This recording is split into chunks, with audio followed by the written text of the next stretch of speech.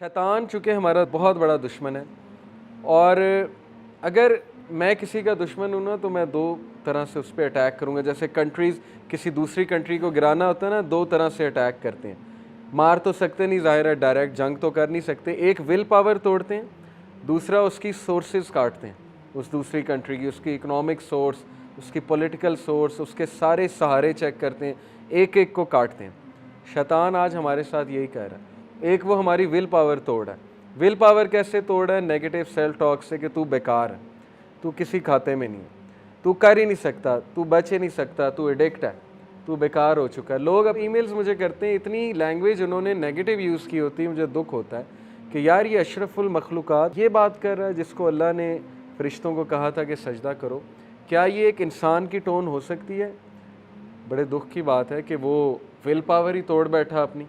वो ये कह रहा है कि मैं ख़त्म हो गया हूँ, मैं बच ही नहीं सकता। तो ये शैतान है जो आपकी विल पावर तोड़ना चाहता है, जो आपको ये प्रूव करना चाहता है कि तू नहीं कर ही नहीं सकता, तू इस जोगा ही नहीं है।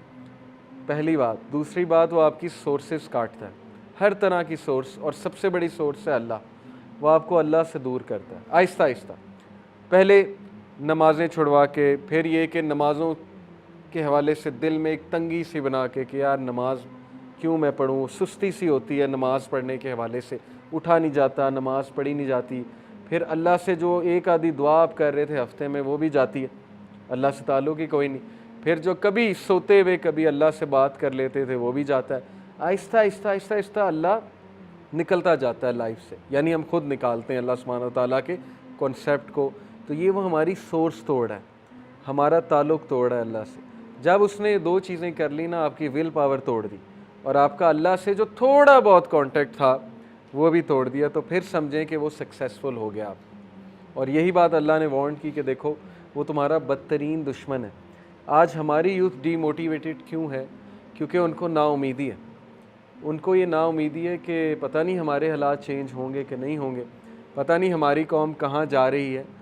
तो ये नाउमीदी से हमें निकलना पड़ेगा हमारी विल पावर के थ्रू। ईमान की ताकत तो बहुत ऊपर की बात है, पहले तो हम विल पावर की बात करें ना। एक बंदा चेंज नहीं होना चाहता, उसको कैसे कोई चेंज कर लेगा? एक बंदा अपने हालात को तब्दील ही नहीं करना चाहता, ये तो कुरान में है।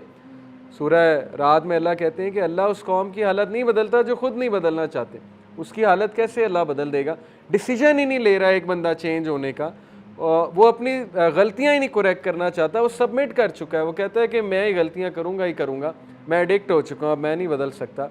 तो कैसे उसको अल्लाह ताला तब्दील कर दे? ये सोचने की बात है। अपनी विल पावर पे काम करें, अपने आप से पॉजिटिव सेल्फ टॉक किया करें, अपने आप को थपकी दिया करें। ओके, जब आप कोई अच्छा काम करें अपने आप को अच्छा ट्रीट किया करें। Negative self talk is very bad. चूँकि मैं पॉजिटिव साइकोलॉजी पढ़ता रहता हूँ, हमेशा पॉजिटिव इंटरप्रिटेशन किया करें हालात की। हर इंसान से गुनाह होता है, इंसान फिसल जाता है, लेकिन गिव अप ना करें। ये ना कहें कि बस अब मैं गुनाह ही करूँगा, मैं तो आदी हो चुका हूँ, गुनाह मेरी रूटीन बन चुकी है, अब मैं नहीं बदल सकता, मैं नहीं चेंज हो सकता।